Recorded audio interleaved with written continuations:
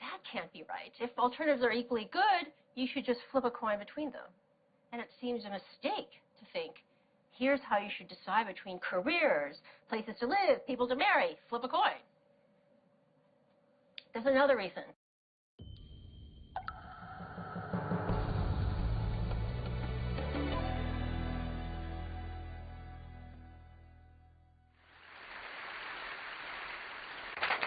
Think of a hard choice you'll face in the near future.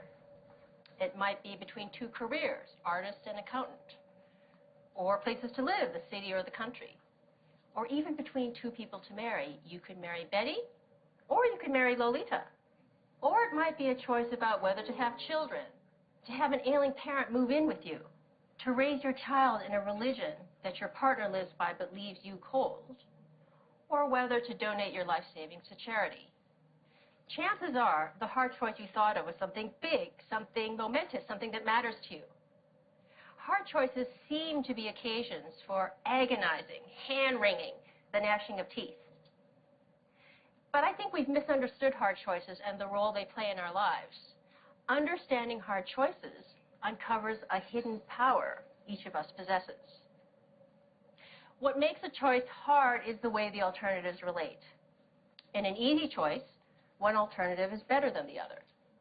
In a hard choice, one alternative is better in some ways, the other alternative is better in other ways, and neither is better than the other overall. You agonize over whether to stay in your current job in the city or uproot your life for more challenging work in the country because staying is better in some ways, moving is better in others, and neither is better than the other overall. We shouldn't think that all hard choices are big. Let's say you're deciding what to have for breakfast. You could have high-fiber brand cereal or a chocolate donut. Suppose what matters in the choice is tastiness and healthfulness. The cereal is better for you, the donut tastes way better, but neither is better than the other overall, a hard choice. Realizing that small choices can also be hard may make big hard choices seem less intractable. After all, we managed to figure out what to have for breakfast, so maybe we can figure out whether to stay in the city or uproot for the new job in the country. We also shouldn't think that hard choices are hard because we are stupid. When I graduated from college, I couldn't decide between two careers, philosophy and law. I really loved philosophy. There are amazing things you can learn as a philosopher, and all from the comfort of an armchair. But I came from a modest immigrant family where my idea of luxury was having a pork tongue and jelly sandwich in my school lunchbox. So the thought of spending my whole life sitting around in armchairs just thinking, well, that struck me as the height of extravagance and frivolity. So I got out my yellow pad, I drew a line down the middle, and I tried my best to think of the reasons for and against each alternative. I remember thinking to myself, if only I knew what my life in each career would be like. If only God or Netflix would send me a DVD of my two possible future careers, I'd be set. I'd compare them side by side. I'd see that one was better, and the choice would be easy. But I got no DVD, and because I couldn't figure out which was better, I did what many of us do in hard choices. I took the safest option. Fear of being an unemployed philosopher led me to become a lawyer. And as I discovered, lawyering didn't quite fit. It wasn't who I was. So now I'm a philosopher, and I study hard choices. And I can tell you that fear of the unknown, while a common motivational default in dealing with hard choices, rests on a misconception of them. It's a mistake to think that in hard choices, one alternative really is better than the other, but we're too stupid to know which. And since we don't know which, we might as well take the least risky option. Even taking two alternatives side by side with full information, a choice can still be hard.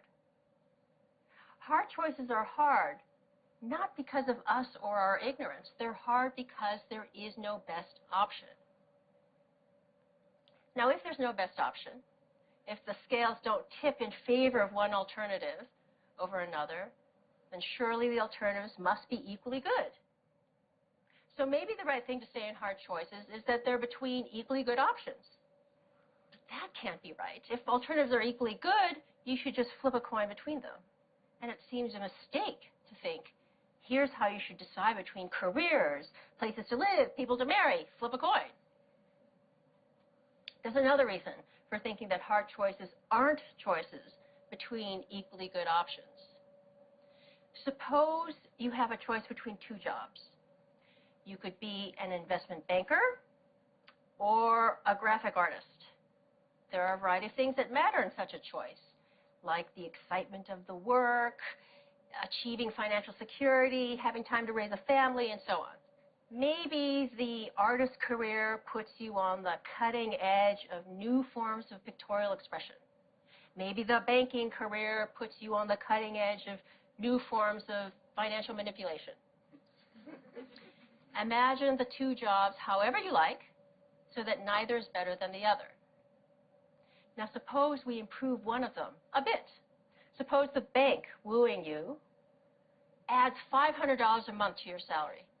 Does the extra money now make the banking job better than the artist one? Not necessarily. A higher salary makes the banking job better than it was before, but it might not be enough to make being a banker better than being an artist.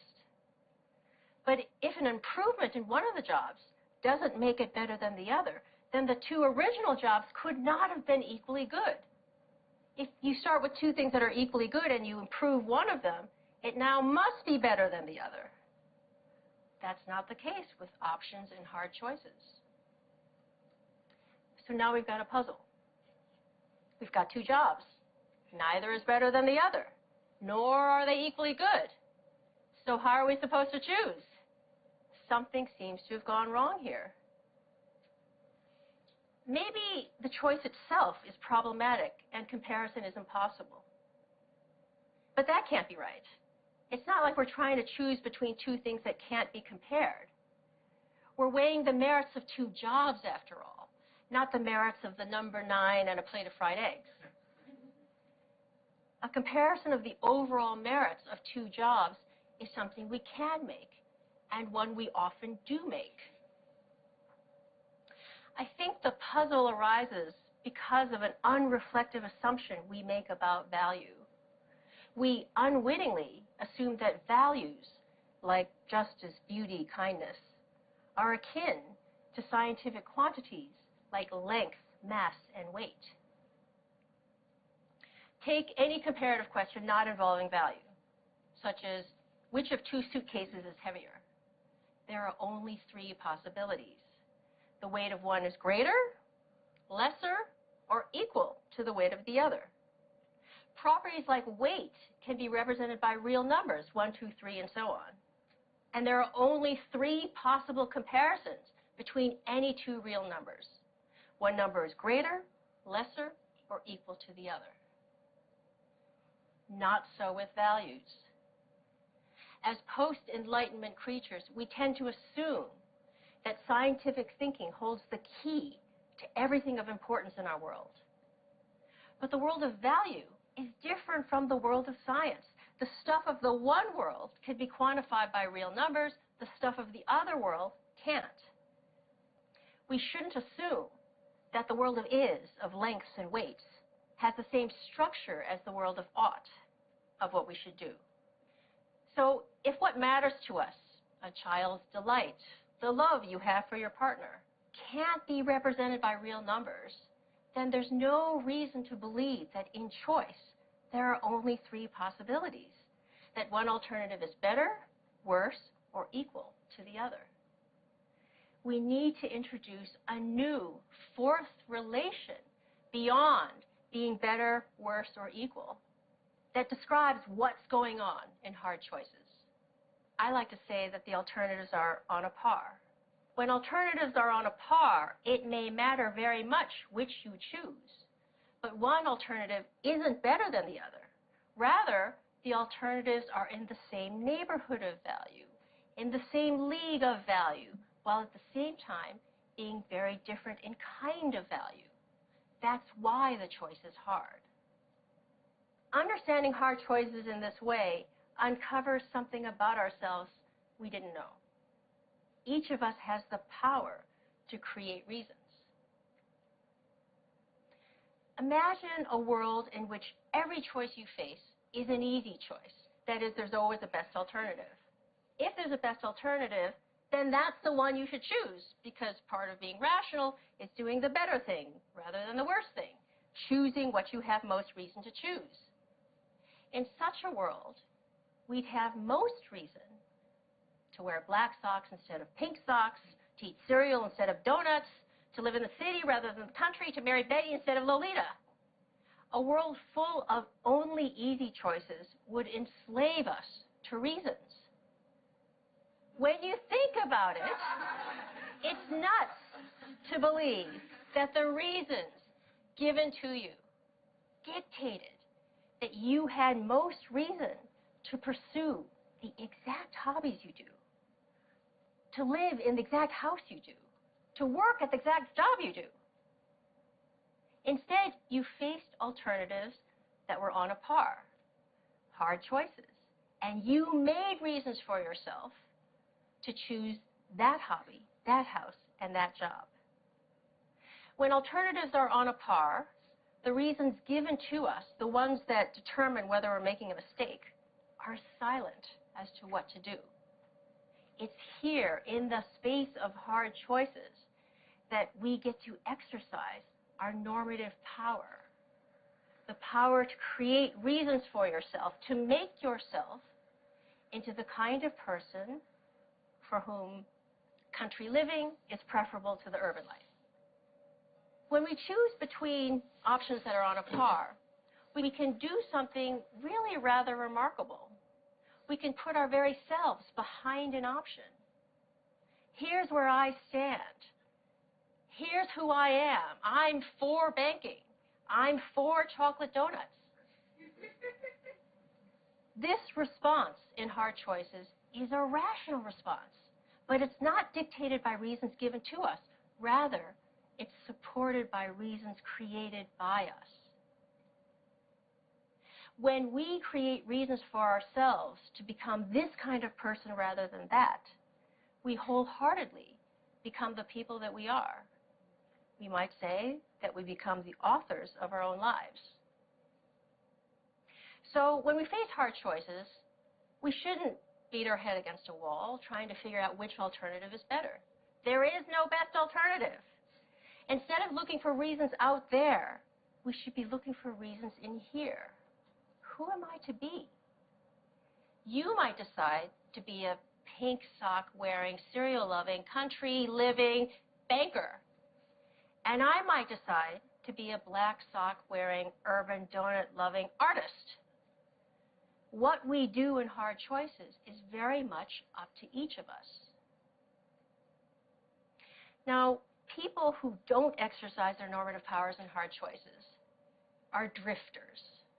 We all know people like that. I drifted into being a lawyer. I didn't put my agency behind lawyering. I wasn't for lawyering. Drifters allow the world to write the story of their lives. They let mechanisms of reward and punishment, pats on the head, fear, the easiness of an option, to determine what they do. So the lesson of hard choices: reflect on what you can put your agency behind, on what you can be for, and through hard choices, become that person. Far from being sources of agony and dread, hard choices are precious opportunities for us to celebrate what is special about the human condition, that the reasons that govern our choices as correct or incorrect sometimes run out. And it is here, in the space of hard choices, that we have the power to create reasons for ourselves to become the distinctive people that we are.